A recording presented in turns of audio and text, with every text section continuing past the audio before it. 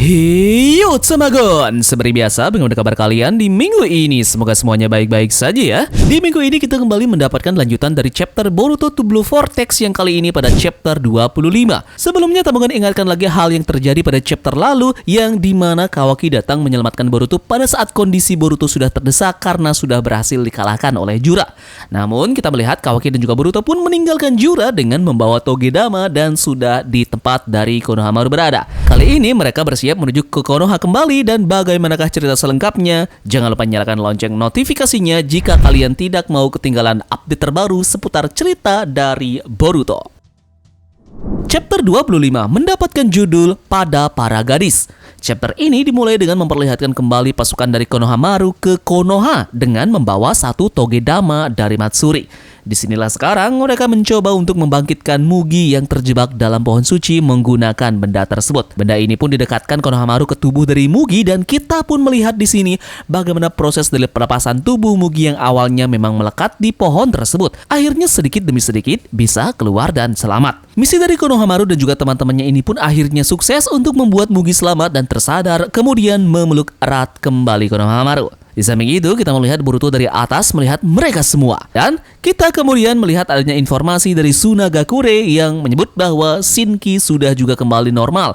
Begitu juga dengan Gaara yang selamat karena luka parah namun tidak sampai mengancam nyawanya. Sementara itu di sisi yang lainnya kita kembali ke Konoha, di mana para tetua memanggil Shikamaru untuk menghadap mereka. Berlanjut ke rumah sakit, di mana di sini kita melihat Mugi yang dijenguk oleh teman-temannya, dan dokter bilang bahwa di sini tubuh dari Mugi organ dalamnya juga baik-baik saja dan tidak ada tanda kerusakan pada otot dan juga tulang.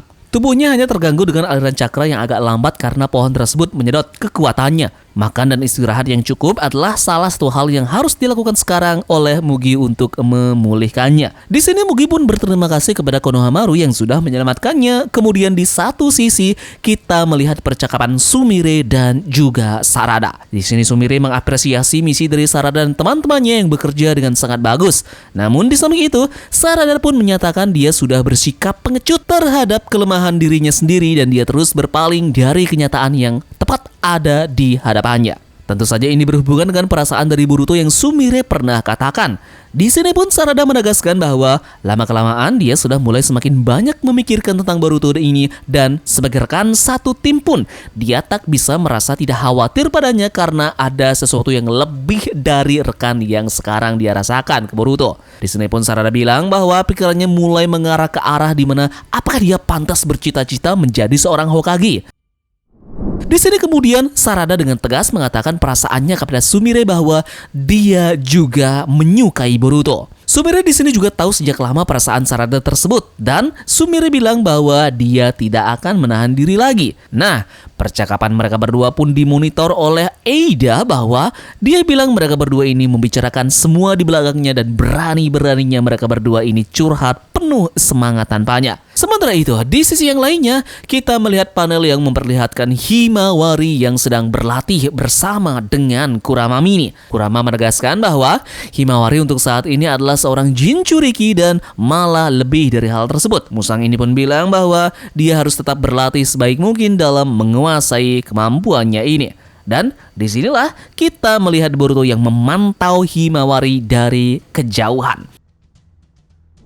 Panel berpindah. Sekarang kita menuju ke Boruto yang bertemu dengan Momoshiki di suatu tempat. Di sini, Momoshiki kaget dengan kedatangan dari Boruto, dan dia juga bilang bahwa saat Boruto ini dibunuh oleh Kawaki, seharusnya dia langsung saja untuk meninggalkan Boruto. Namun untuk saat ini, Momoshiki ini sudah tidak bisa lagi untuk mengendalikan pikiran dari Boruto, dan jiwanya juga tidak punya tempat. Jadi, dengan kematian Boruto, dia berharap akan melepaskan kutukan ini, dan satu-satunya cara adalah lenyap. Di sini Boruto pun membutuhkan kekuatan dari Momoshiki ini dalam guna untuk melawan Jura. Awalnya Momoshiki langsung menolak tawaran dari Boruto ini. Namun ada kesepakatan menarik di antara mereka berdua. Jika Momoshiki ini bisa mengalahkan Jura, maka pada saat itu Boruto pun akan memberikan seluruh tubuhnya pada Momoshiki langsung. Chapter ini kemudian ditutup dengan memperlihatkan percakapan antara dua gadis yang menyukai Boruto, di mana mereka bilang bahwa mungkin untuk saat ini Boruto sendiri tidak menyadari perasaan mereka, dan justru itulah salah satu hal yang membuat mereka penasaran dengan Boruto. Oke, secara garis besar, chapter ini memperlihatkan Konohamaru yang berhasil menyelamatkan Mugi dengan menggunakan Togedama. Ini memicu momen emosional di antara mereka. Kemudian ada juga pengakuan perasaan Sarada yang akhirnya jujur ke Sumire bahwa ia menyukai Boruto. Sementara itu, Eida mengintai pengakuan ini melalui dojutsunya. Ada juga pelajaran dari Himawari dan juga Kurama yang sedang berlatih di alam bawah sadar. Mereka berjuang memahami kontrol cakra dengan pendekatan berbeda dari ninja biasa. Dan menariknya adalah adanya deal dengan Momoshiki. Boruto menghadap Momoshiki di alam bawah sadar dan menawarkan tubuhnya sebagai jaminan agar Momoshiki ini membantu mengalahkan Jura satu kali saja. Nah, dalam membaca chapter ini pun tentu saja ada beberapa teori dan juga prediksi dari Tamagon. Pertama adalah konsekuensi kesepakatan dari Boruto dan juga Momoshiki ini. Tawaran dari Boruto ini mungkin mencerminkan keputusasaan sekaligus strateginya. Ia tahu kekuatan Momoshiki sangatlah besar dan mungkin ini satu-satunya cara menyeimbangkan kekuatan melawan Jura nanti. Tapi tentu resiko menjadi Otsutsuki penuh atau kehilangan kendali atas tubuhnya bisa jadi dipermainkan di arc berikutnya. Dengan Boruto yang menawarkan tubuhnya sendiri, Boruto pada dasarnya sedang memberi celah pada Momoshiki ini untuk memperkuat pengaruhnya.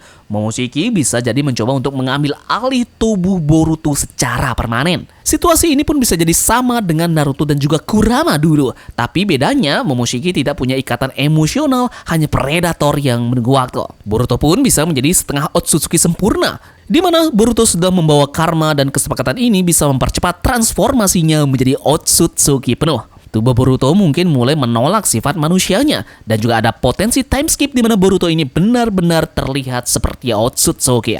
Di samping hal tersebut, Boruto ini juga mungkin sadar atas kesepakatan ini bukanlah solusi yang permanen. Ia bisa merencanakan pengkhianatan baliknya terhadap Momoshiki setelah Jura ini berhasil dikalahkan. Namun tentu saja Momoshiki bukanlah musuh biasa. Makin lama ia menempel, makin besar juga resiko dari Boruto ini kehilangan jati dirinya. Kemudian di samping itu, ada Sarada dan juga Sumire yang tahu bahwa Boruto bertaruh tubuhnya.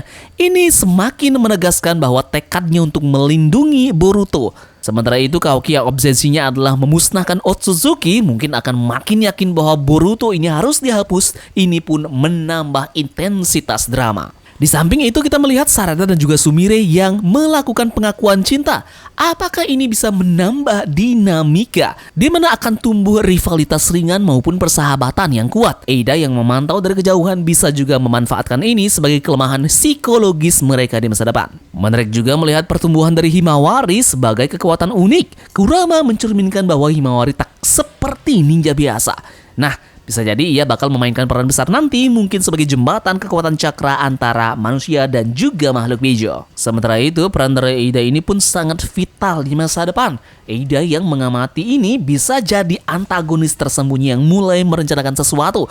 Mungkin manipulasi memori atau strategi pengaruh emosional terhadap Sarada atau Boruto ini nantinya. Yup, jadi sekian saja pembahasan Tamagon terkait dengan review dari Boruto chapter 25 yang terbaru. Jangan lupa like dan share jika kalian suka dengan pembahasannya ya. Dan kita bertemu lagi dalam chapter 26 Boruto di hari berikutnya.